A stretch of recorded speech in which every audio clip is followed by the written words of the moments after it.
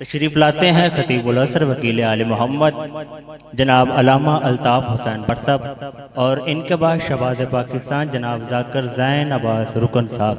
सलवात पढ़िए बाबा से बोला।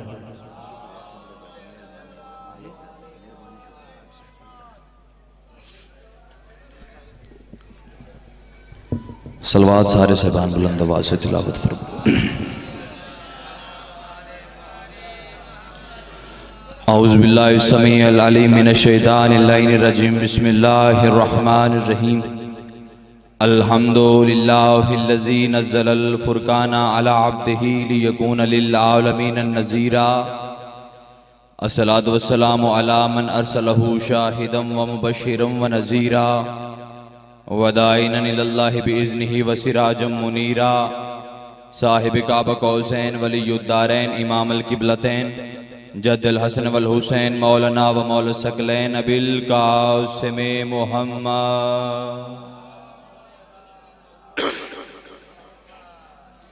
व अहले बैतिही तय्यबीन अत्ताहिरीन अल मासूमीन अल मुंतजबीन अल मुंतखबीन अल मज़लूमीन अल्लज़ीना अज़हबल्लाहु अन्हुमुर रिज्सा व तहरहुम तत्हीरा।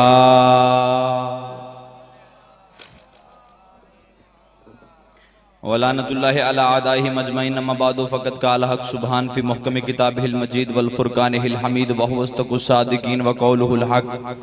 बिस्मिल्लाहिर रहमानिर रहीम वलिल्लाहि अलन नासि हिज्जुल बैत मन इस्तताअ अलैहि सबीला। बुलंद तरीन सलवात तिलावत फरमाएं। इजाज़त है ज़िक्र पाक शुरू किया जाए। बिस्मिल्लाह। इंतहाई वाजिबुल एहतराम और काबिल ज़िवकार चेहरे मेरे सामने तशरीफ़ फरमा है। बिला तमीद जश्न बाग का आगाज करना चाहता हूँ। मैंने आपके सामने कुरान मजीद फुरकान हमीद से एक आया मुबारक तिलावत करने की इज्जत हासिल की है, जिसमें अल्लाह रब्बुल इज्जत फरमा रहे हैं वलिल्लाहि अलन नास हिज्जुल बैत मन इस्तताअ अलैहि सबीला। अल्लाह कहता है कि मैं अल्लाह जिसको इस्तिताअत दूं, जो साहिब इस्तिताअत हो जाए तो उस पर वाजिब है कि वो मैं अल्लाह के घर का तवाफ करे, हज करने के लिए आए, मेरे घर का हज करे, जिसको मैं इस्तिताअत दे दूं, जो साहिब इस्तिताअत हो जाए। चाचा असलम बंदे परेशान हो जाएंगे कि जश्न बादशाह अली का और इन्होंने हज की बातें शुरू कर दी हैं। इसी में एक राज पोशीदा है, उस राज से पर्दा हटाता हूं और यहीं पे सलाम कर जाऊंगा। करीबन कुरान में अल्लाह ने 11 आयात ऐसी नाजिल फरमाई हैं जिनमें हज का तज़किरा है। 11 जगह पे भाईजान 11 आयात ऐसी हैं जिनमें हज का तज़किरा है। उनमें से 10 आयतें ऐसी हैं जिनमें अल्लाह ने हज की बात तो की है लेकिन हज वाजिब नहीं किया। गौर फरमाइएगा। मैंने कहा है कि राज है इस आयत में, बस वो राज से मैं पर्दा हटा के आपके सामने अया करता हूं और यहीं पे याली याली मैं कह रहा हूं कि अल्लाह ने 10 आयात ऐसी नाज़िल फरमाई जिसमें हज की बात तो हुई लेकिन हज वाजिब नहीं हुआ। लेकिन जिस आयत में अल्लाह ने हज वाजिब किया उसमें लफ्ज हज इस्तेमाल ही नहीं किया। भाई 11 जगह पे अल्लाह ने हज की बात की है, उसमें हर आयत में अल्लाह ने लफ्ज हज इस्तेमाल किया लेकिन हज वाजिब नहीं किया। जिस आयत में वाजिब किया उस आयत में अल्लाह ने लफ्ज हज इस्तेमाल नहीं किया। मेरा अल्लाह ये क्या बात हुई?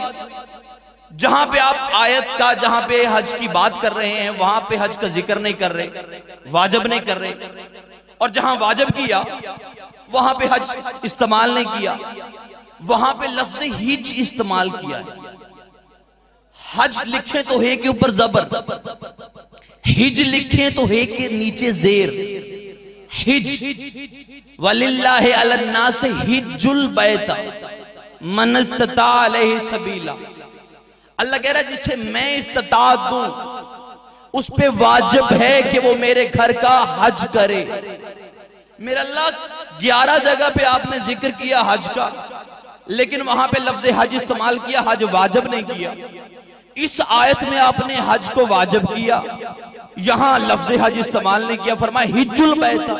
ये लफ्ज हिज क्यों इस्तेमाल किया? तो अल्लाह की आवाज है, अल्ताफ हुसैन मैंने तेरी जहालत का ठेका नहीं उठा रखा, जरा खुद तहकीक कर किस हिज का मानी क्या है। कुरान की इज्जत की कसम है भाईजान, जब मैंने हिज के मानी तलाश किए तो मुझे हिज का मानी मिला कि किसी चीज को झुक के देखना।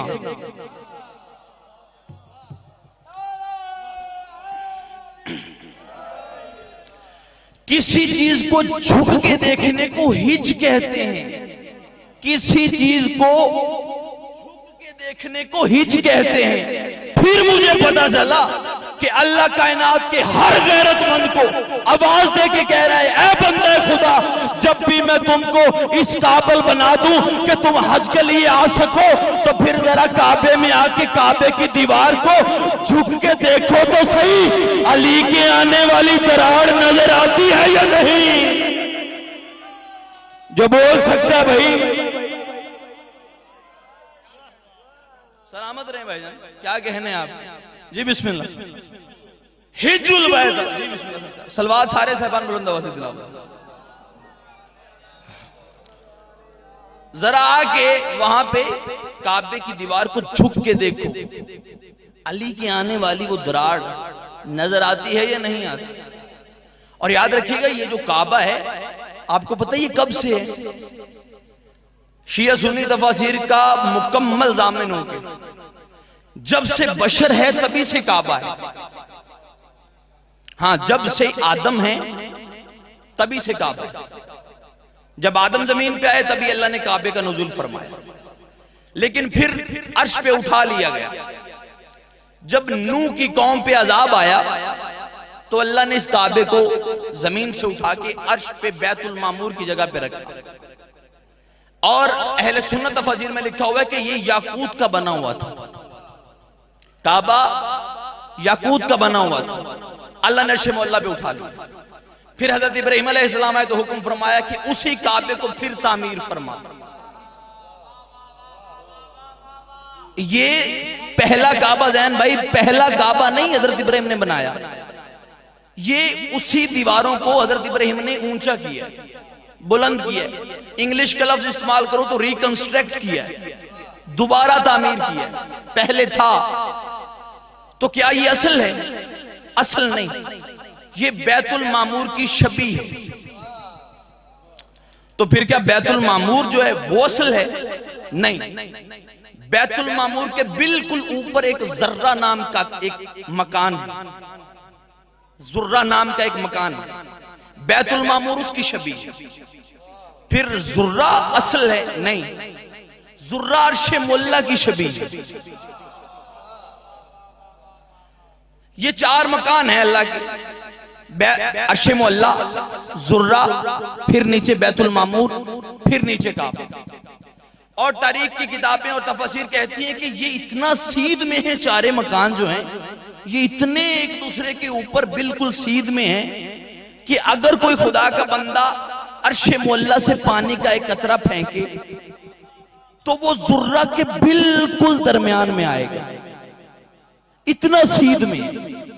और कोई जुर्रा से पानी का कतरा नीचे फेंके तो वो बिल्कुल बैतुल मामूर के दरमियान में आएगा। बिस्मिल्लाह। अगर कोई बैतुल मामूर से पानी का कतरा नीचे गिराए तो वो बिल्कुल काबे के दरमियान में आएगा। ये इतना सीध में है चारे मकान। कोई अर्शे मोहल्ला से कोई चीज फेंके, पानी का कतरा फेंके, वो जुर्रा के दरमियान में, जो जुर्रा से फेंके बैतुल मामूर के दरमियान में, जो बैतुल मामूर से फेंके वो सीधा काबे के दरमियान में। मैं आपके लिए आपकी ज़ियारत कर रहा हूँ, आप किसी और की ज़ियारत कर रहे हैं, मेहरबानी फरमाएं। ये चारे मकान इतने सीध में हैं, इतने सीध में हैं कि कोई चीज अगर अर्शे मोहल्ला से नीचे आए वो जुर्रा के दरमियान में, जो जुर्रा से आए वो बैतुल मामूर के दरमियान में, जो बैतुल मामूर से आए वो सीधी काबा के दरमियान में। शिया सुन्नी की किताबों का मैजामन हो गया। शिया सुन्नी ने लिखा नज़ल अली फी जौफिल काबा, अली काबे के दरमियान में नाज़िल हुए हैं। याद रखना, अली के आने की जगह न देखो, ये देखो अली चला कहां से था। आए हाय, नहीं नहीं नहीं, सारे हाथ बुलंद करो, हैदरी। भाई ये ना देखो अली आया कहां, ये देखो अली चला कहां से था। और बस जाहिलाना सोच है ना, बहस हो गई, हमसे अली संभाला ही नहीं गया, तकसीम कर लिया, उसने इतना, उसने इतना, उसने इतना, उसने इतना, यहां होता है, यहां नहीं होता, ये होता है, ये नहीं होता, ये कर सकता है, ये नहीं कर सकता। आज तक कोई अली को समझ नहीं सकता और समझ सकेगा भी नहीं, क्योंकि कम अज कम अली को समझने के लिए बंदे का खुदा होना जरूरी है। अली को कोई नहीं जान सकता भाईजान, क्योंकि अली को कौन जानेगा, कहां ये फैसला होगा। अली क्या है अली जाने, अली को ही पता होगा। अली आए नमाजों में तो कहते हो कि बातिल है, अली काबे में आया है, बता काबे का क्या होगा। लो सरकार आखिरी सतर यहीं पे भाई आ गए, मैं मिंबर भाई के हवाले करूं। बादशाह अली का नजूल हो गया, इधर कसर शेबा में जनाब अबू तालिब मुस्कुराए। मुस्कुरा के अबू तालिब के जहन में एक बात आई कि यार वो जो अरब में मक्का में पादरी बना बैठा है, वो अरब में जिस घर में भी कोई बच्चा आता था ना, वो पादरी अपना कागज कलम उठा के उस घर के दरवाजे पे आ जाता। हाँ भाई अपने बच्चे का नाम बताओ, कब आया, क्या टाइम था, रात थी, दिन था, सारा लिख लेता था। लिख के फिर उसका जायचा बनाता था, बच्चे का जायचा बनाता था, और फिर माँ बाप को बताता था कि भाई तुम्हारा बच्चा जो है वो इन खूबियों का होगा, उसमें ये बुराइयां होंगी, ये आदात होंगे, ये खसाइल होंगे, वो ये करेगा, ये नहीं करेगा, इसकी ये जहनीत है, ये नहीं है। उसकी पूरी जिंदगी का सारा बायोडेटा वो उनको बता देता और फिर उनसे पैसे लेते। वो इसका रोजगार था। जो भी बच्चा जमीन पे आता हो, वो मक्का की वो चार दीवारी के अंदर आता, वो कागज कलम लेता, दरवाजे पे लिख लेता। जब मौला अली आए हैं, जनाब अबू तालिब चलते चलते उसी के दरवाजे पे, जनाब अबू तालिब ने कहा कि पादरी मेरे घर में एक बच्चा आया, जरा उसका जायचा बना। उसने कहा रईस मक्का आप मुझे हुक्म करते मैं आ जाता, आपने जहमत क्यों फरमाई। सरकार बैठे मैं भी बनाता। कागज कलम लिया, लिखना शुरू किया। सरकार पहले बताएं कि कब नाज़िल होगी, टाइम क्या था, डेट क्या थी। सरकार ने लिखवाया, उसने कागज कलम पे लिखा, तशरीफ रखें अभी 2 मिनट में मैं बताता हूं कि आपके घर में आने वाला बच्चा वो किन आदातों खसाइल का मालिक होगा, जहनीत क्या होगी, किस तरह जिंदगी गुजारेगा, मैं अभी बताता हूं। जनाब अबू तालिब मुतमईन होकर बैठ गए। बेदार होना सरकार आखिरी सतर है, और मैं देखूंगा बंदा यहां से मानता हो, यहां से नहीं, यहां से मानता हो, और उसका हाथ किस तरह जमीन का करार पकड़ जाता है। उसने कहा सरकार तशरीफ रखे, मैं भी 2 मिनट में आपको बच्चों का जायचा बना के बताता हूं। सरकार तशरीफ फरमा, इसने कागज कलम लिया, जरब तकसीम शुरू की, जरब तकसीम शुरू की। जब इसने पहला जायचा बना के जायचे के उस वर्क को, उस पेज को देखा, देखने के बाद जनाब अबू तालिब रवायत करते हैं कि मैंने इसके चेहरे को देखा, इसके चेहरे के रंग तब्दील होने शुरू हो गए, इसके चेहरे के तगय्युरात बदलने शुरू हो गए, इसके जिस्म में कपकपी आने लगी। इज्जत कुरान की कसम है, इसने एक नजर पेज को देखा, फिर अबू तालिब को देखा, फिर पेज को फाड़ दिया, फिर पेज उठाया, फिर नया जायचा बनाया, फिर उसे फाड़ा, फिर पेज उठाया, फिर जायचा बनाया। जब तीसरा जायचा इसने फाड़ के जमीन पे फेंका, अबू तालिब के चेहरे पे जलाल, इसकी गिरेबान पे हाथ रखा, शर्म नहीं आती, मेरे बच्चे का जायचा क्यों फाड़ रहा है। इज्जत कुरान की कसम है, वो पादरी कहते हैं अबू तालिब तेरी इज्जत की कसम है, जो वक्त तू बता रहा है उस वक्त अल्लाह तो जमीन पे आ सकता है, बच्चा नहीं आ सकता। सारे बोलो हैदरी।